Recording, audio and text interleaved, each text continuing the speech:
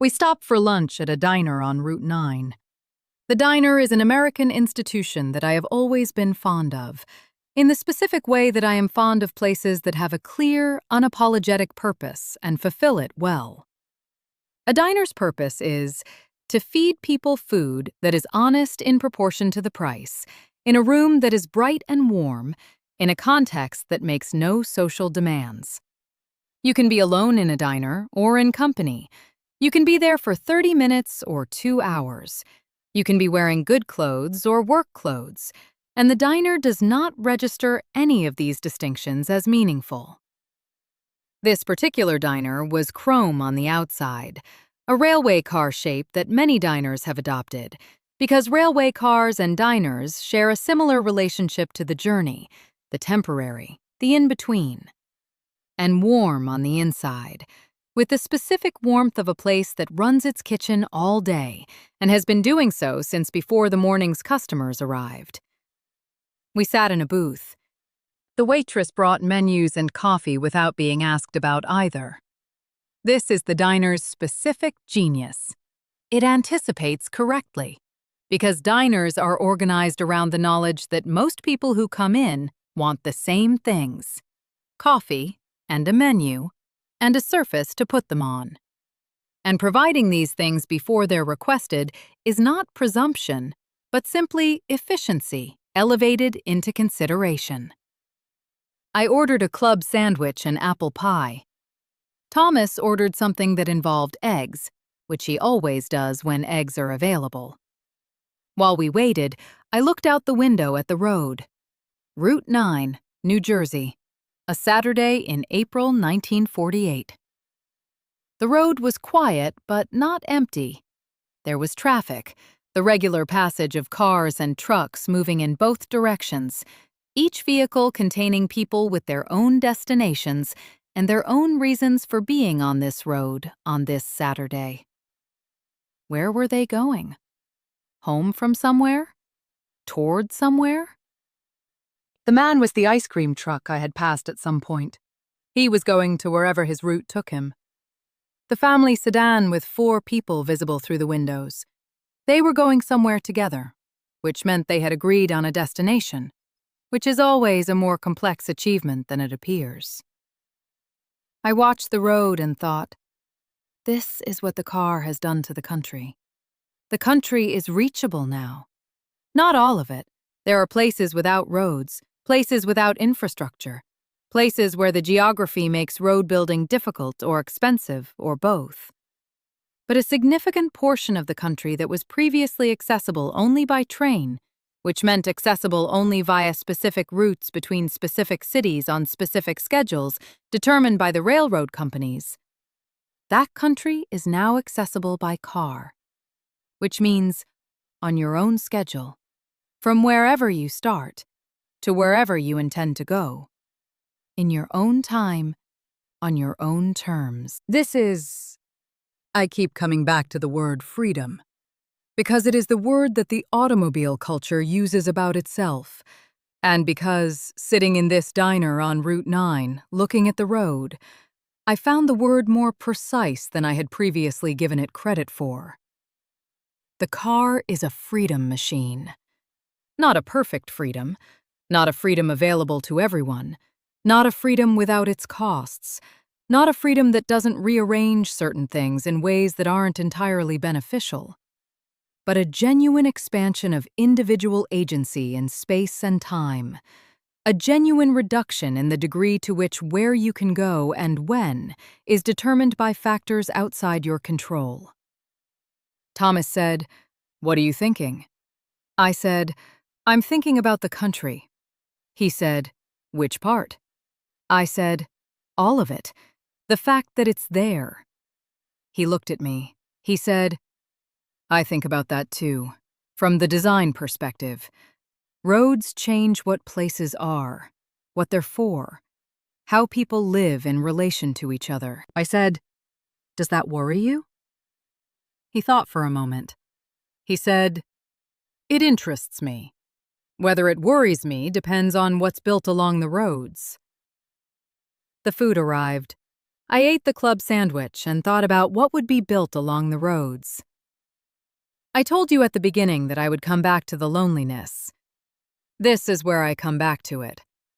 On the drive back, we had turned around after the diner, Thomas driving now, because the afternoon light was getting complicated, and Route 9 was busier, and I had done enough for one day.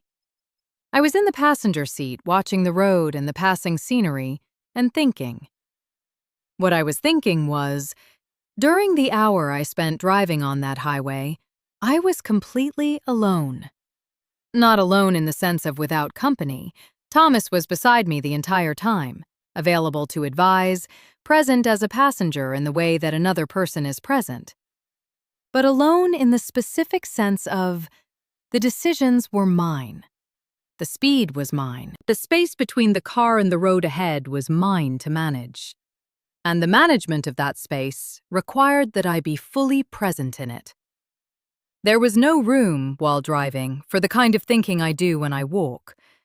When I walk through New York, I am simultaneously walking and thinking.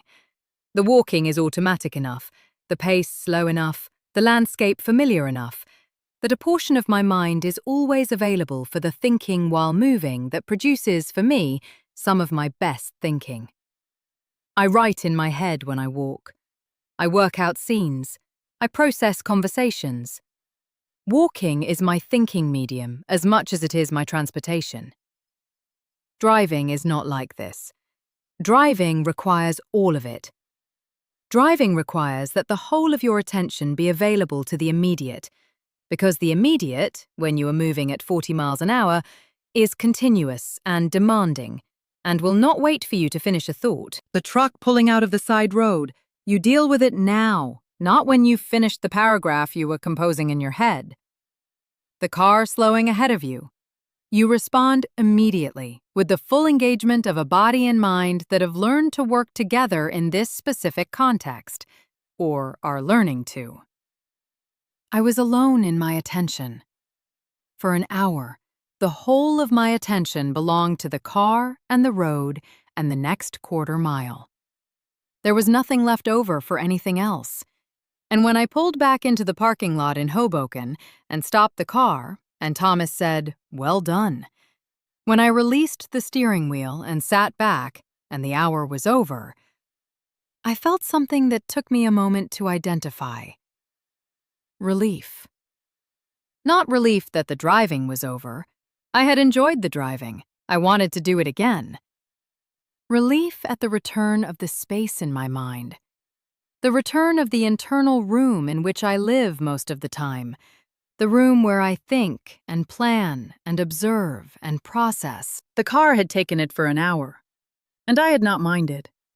I had not missed it in the moment, because the moment was too full of itself to allow missing anything.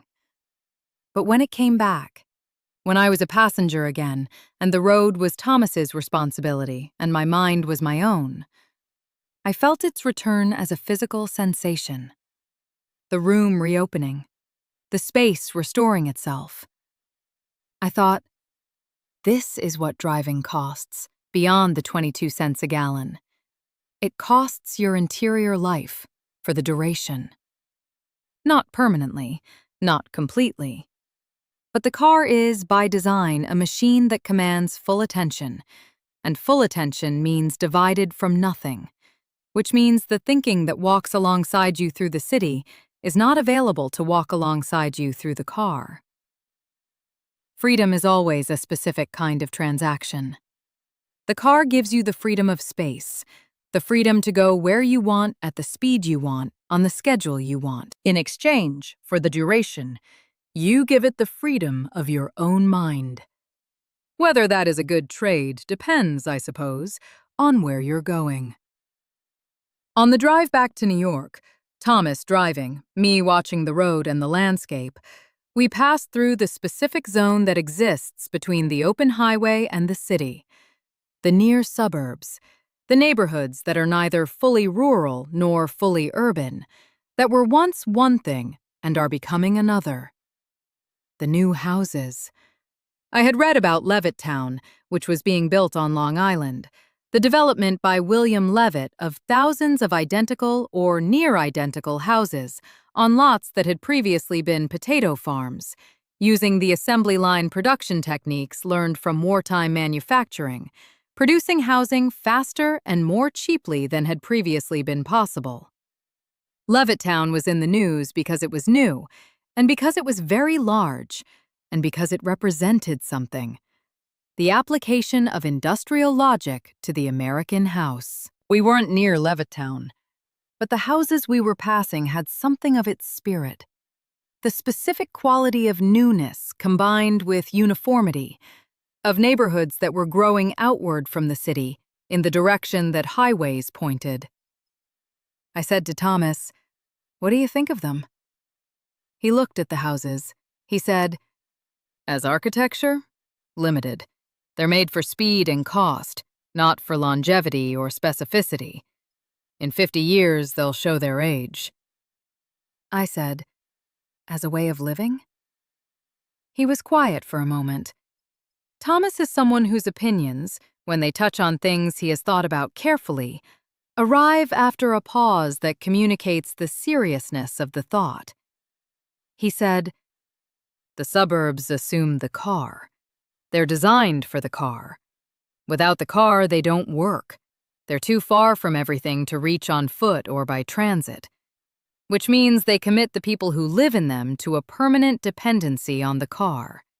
Not the car as an option, the car as a requirement." I said, "Is that bad?" He said, "It's a commitment. If the car is always available and the price of gasoline stays manageable and the infrastructure holds and you have the health and ability to drive, then the commitment is manageable. But the suburbs are betting that all of those things will be true forever. And forever is a long time." I looked at the new houses. I thought about the people who would move into them, the returning veterans, the young families, the people for whom a house with a yard and a street without tenements and a garage for the new car represented everything they had been told America could be, and who would get it, in the specific post-war moment, more completely than any previous generation of working Americans. I thought, they are making a bet. They are betting that the car will always work, and the road will always be there, and the price will stay manageable, and their bodies will continue to be able to drive it, and the garage will continue to hold the vehicle that holds their life together. Most bets, in most times and places, turn out to be approximately right. Some don't. Thomas said, "The city will always exist." He said it with the specific conviction of an architect whose practice was in New York, and whose life was in New York, and who had been thinking about cities for 20 years. He said it the way you say something that is both a prediction and a commitment, as a statement about the future that is also a statement about where you stand. I said, "I know." I meant, I know because I live in it, and it is mine, and I am not going anywhere. We drove back into the city through the Lincoln Tunnel, which is itself a technology.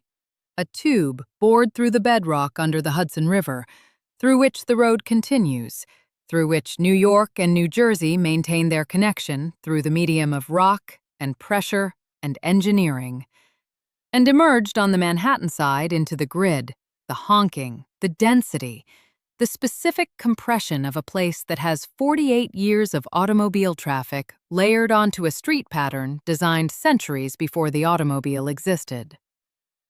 New York is not a city designed for cars. New York is a city that has absorbed cars, managed cars, fought with cars, and continues to be, at its core, a city for people who walk. I got out of the Ford in front of my building on West 54th Street. I looked up at the building. I was home. 4 days. I have been thinking about the car for 4 days, and what I've been thinking is not primarily about the car. The car is the vehicle, literally, for what I've been thinking about, which is something that the car makes visible in a way that walking doesn't. I've been thinking about the relationship between speed and understanding.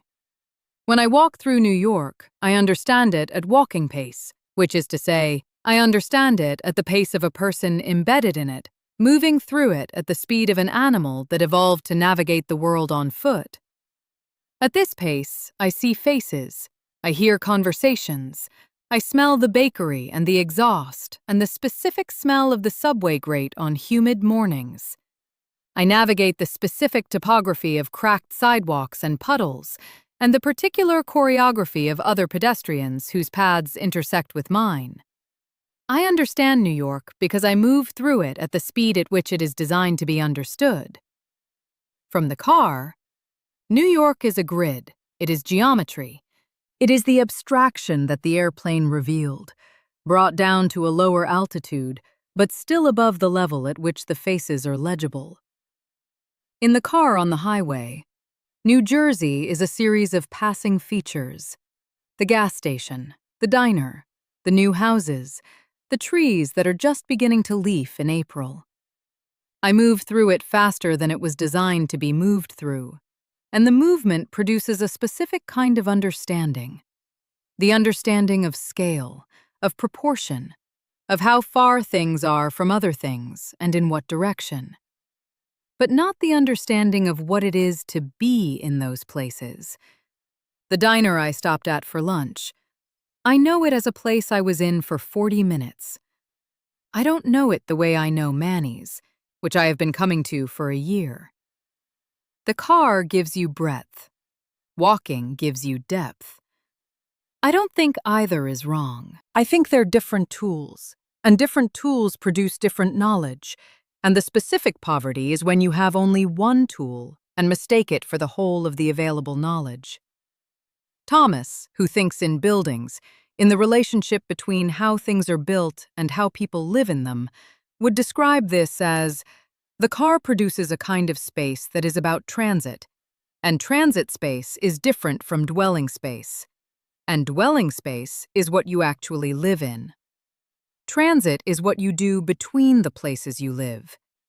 Living is what you do in them. Here is my prediction about the automobile. The car will continue to spread. The ownership of cars will become more common, more widespread, more democratic. The infrastructure, the roads, the gas stations, the repair shops, the parking facilities, will expand to accommodate the growth. Cities outside New York will organize themselves around the car in ways that New York will not and cannot, because New York's density makes car-centric organization impractical in a way that Atlanta or Phoenix or the new suburbs of Long Island are not dense enough to make impractical.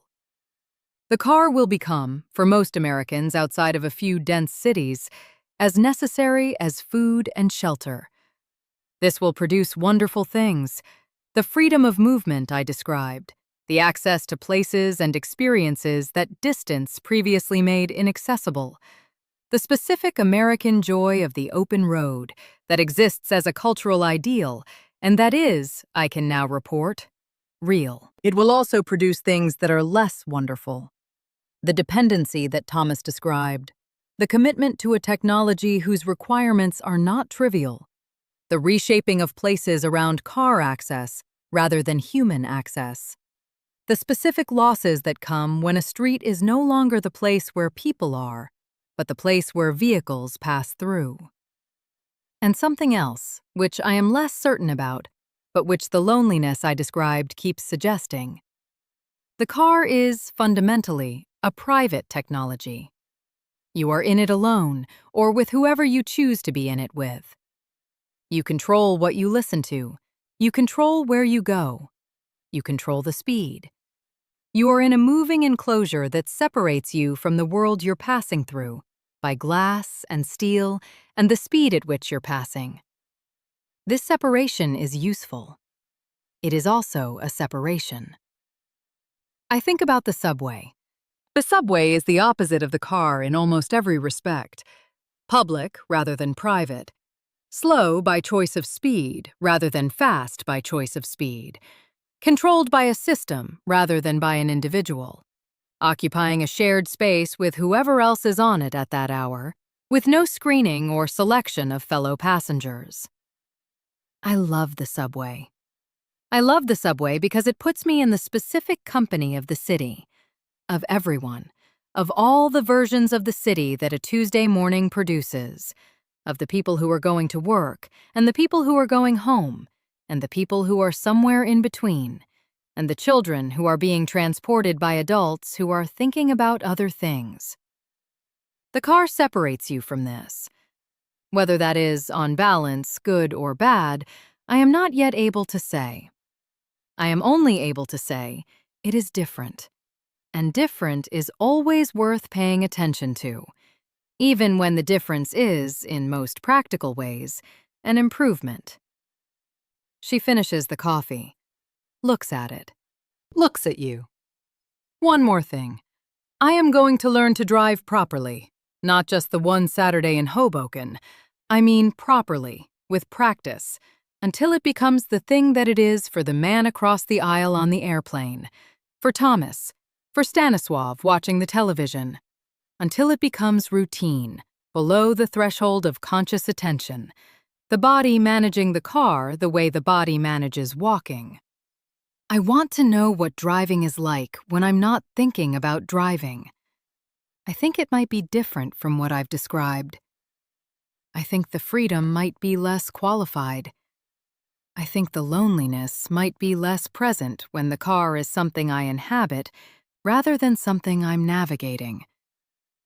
Or I might discover that the loneliness is the point. That moving through the world at your own speed and on your own terms, through the landscape that was designed to be moved through rather than lived in, that this produces, as a permanent condition, a certain quality of solitude that is not exactly loneliness, but is not exactly company either. A solitude of motion. I want to find out. Come back for the next episode. I found a store where you could buy everything. Everything. The bread and the meat and the soap and the aspirin and the stockings and the coffee, and 8 different varieties of something I didn't know existed in 8 different varieties. I bought coffee. I thought about Goldstein. Come back.